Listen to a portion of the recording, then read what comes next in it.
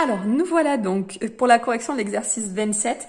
Donc celui-là, il était compliqué, notamment parce que les valeurs qu'on vous proposait, notamment pour la fonction f, la valeur de m et la valeur de p, c'était vraiment pas facile. Ici, m valait 1/3 et ici, p valait 5/3.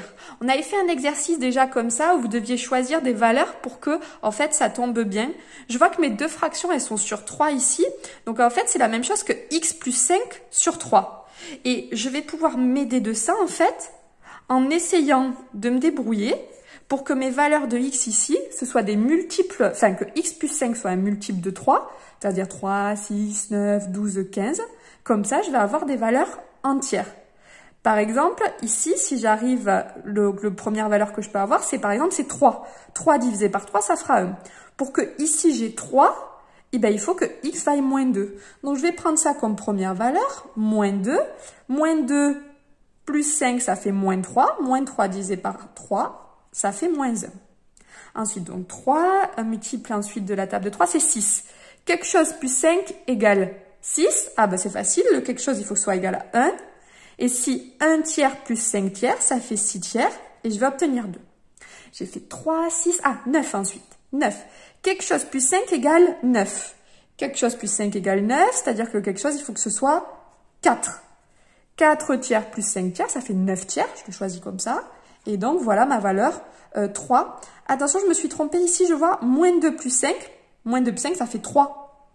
Alors, j'en profite, on l'a déjà vu, mais si j'avais laissé mon moins 1, regardez, moins 2, moins 1, en 1, c'était 2, et en 3, c'était 4.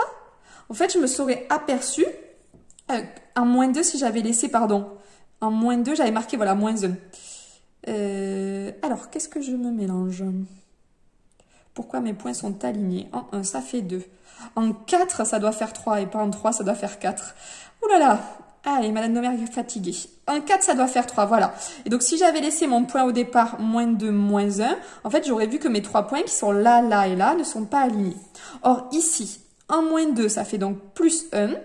En 1, ça fait plus 2. Et en 4, ça fait plus 3. Ici, je vois que mes 3 points sont alignés. Et je peux donc tracer ma fonction. C'est la courbe de la fonction f. Pour G, donc là, il n'y avait pas trop de difficultés. C'était juste diviser par 2, ce qui était quand même un peu plus facile. Donc, juste pour diviser par 2, ce qu'on peut faire attention, c'est peut-être mettre des valeurs paires. Comme ça, ce sera plus facile. Donc, moins 2, moins 1/2 fois moins 2, ça fait plus 1. En 0, ça fait 0. Et en 2, moins 1/2 fois 2, ça fait moins 1. Donc, en moins 2, c'était 1. En 0, 0. Et en 2, moins 1.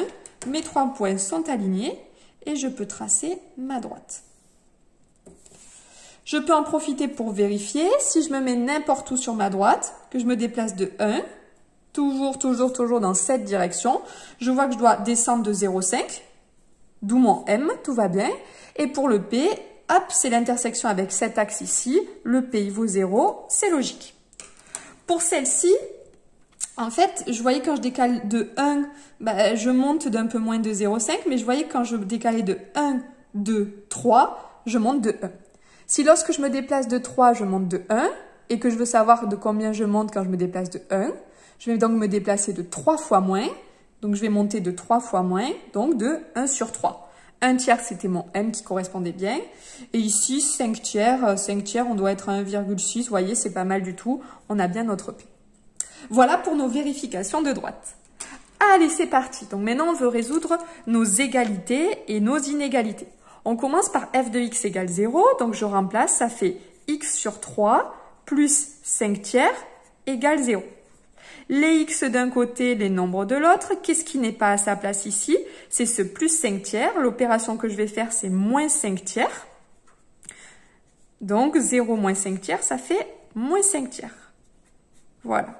J'ai pas besoin de regarder l'ordre puisqu'ici c'est une égalité, il n'y a pas d'ordre. Et ici, j'ai x divisé par 3, je veux tout simplement avoir seulement x. Donc, je peux tout simplement voir x sur 3 et se dire que c'est la même chose que 1/3 de x et diviser de chaque côté par 1/3, vous allez trouver le même résultat. Ou, moi c'est la solution que je vais choisir, j'ai x sur 3 et je veux x, ben c'est comme quand on avait sur 2 avec les milieux, je vais multiplier par 3. Et on obtient x égale moins 5. Et en effet, si je regarde, f de x égale 0, hop, j'ai pas continué ma droite, je vais le faire maintenant. En fait, si on cherche f de x égale 0, il faut tracer ici une droite en 0. Et je vois que ma droite f, elle coupe bien ma courbe. Elle coupe une seule fois, ici, moins 3, moins 4, moins 5. La solution est bien vérifiée. F de x égale g de x. Alors là, c'était pas évident. Donc on y va, ça veut dire que x sur 3 plus 5 sur 3, c'est égal à moins 1/2 de x.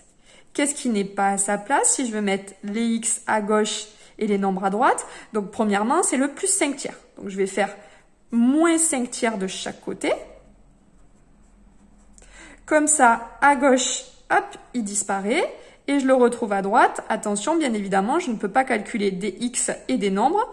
Donc, moins 1/2 de x moins 5 tiers, ça reste moins 1/2 de x moins 5 tiers. Maintenant, c'est ce x ici qui n'est pas à sa place. Donc, je vais appliquer, pour le faire disparaître, vu que c'est un moins 1/2 de x, je vais faire plus 1/2 de x. J'obtiens donc x sur 3 plus x sur 2, ou 1/2 de x, qui est égal à moins 5 tiers. Donc ça, vous pouvez le faire à la calculatrice. Hein. 1 tiers plus 1/2. 1 tiers plus 1/2. Est-ce que je peux utiliser ici comme brouillon? 1 tiers plus 1/2. Je peux mettre mes deux fractions sur 6.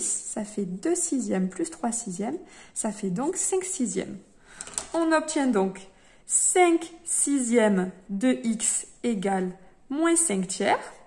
Je vais faire disparaître ce 5 sixièmes de x. Donc je vais diviser de chaque côté par 5 sixièmes. Et là, je vais en profiter. Donc, soit vous faites à la calculatrice, hein, en faisant bien les parenthèses comme ceci. Et moi, je vais en profiter pour faire un petit peu de travail sur le calcul mental. Divisé par... Alors, c'est 5 sixièmes divisé... C'est 5 tiers. Oh là là. Ici, c'est 1 3. Parce que là, il y a un 3. Donc, ici, c'est un 3. Donc, on a moins 5 tiers divisé par 5 sixièmes. C'est-à-dire moins 5 tiers multiplié par l'inverse de 5 sixièmes, c'est-à-dire 6 cinquièmes.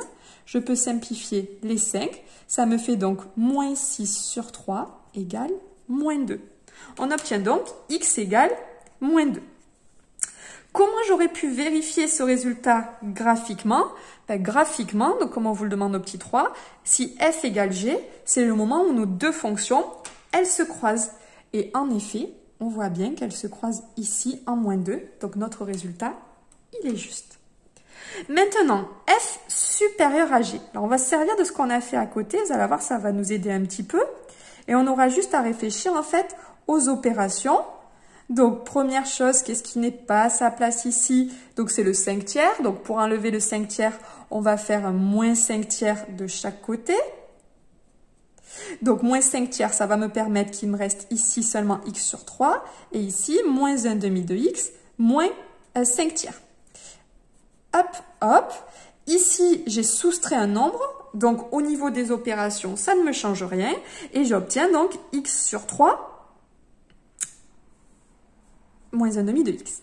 Maintenant, voilà. Qu'est-ce qui n'est pas à sa place? C'est le moins 1/2 de x. Donc, de chaque côté, je vais faire plus 1/2 de x. Plus 1/2 de x. Donc ici, ça va me donner x plus 3 plus 1/2 de x. Et ici, toujours le moins 5 tiers. L'ordre n'est pas changé, il est conservé puisque j'ai ajouté quelque chose. Et on avait obtenu 5 sixièmes de x. Ça, on l'avait déjà fait.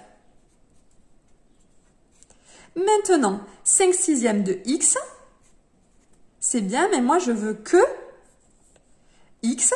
Donc, je vais diviser de chaque côté, comme je l'ai fait tout à l'heure, par 5 sur 6. 5 sur 6, c'est un nombre qui est positif ou négatif? Oui, il est positif, donc l'ordre ne change pas. Et on obtient donc, comme tout à l'heure, x supérieur ou égal à moins 2. Et en effet, si je regarde sur mon dessin, f au-dessus de g, c'est la bleue qui est au-dessus de la rouge. Quand est-ce que la bleue est au-dessus de la rouge? Eh bien, à partir d'ici jusqu'à plus l'infini, c'est-à-dire de moins 2 jusqu'à plus l'infini, et de moins 2 jusqu'à plus l'infini, c'est exactement la même chose que d'écrire que x est au-dessus de moins 2. Voilà pour la correction de cet exercice qui était là encore pas évident. Allez, bon courage à vous tous!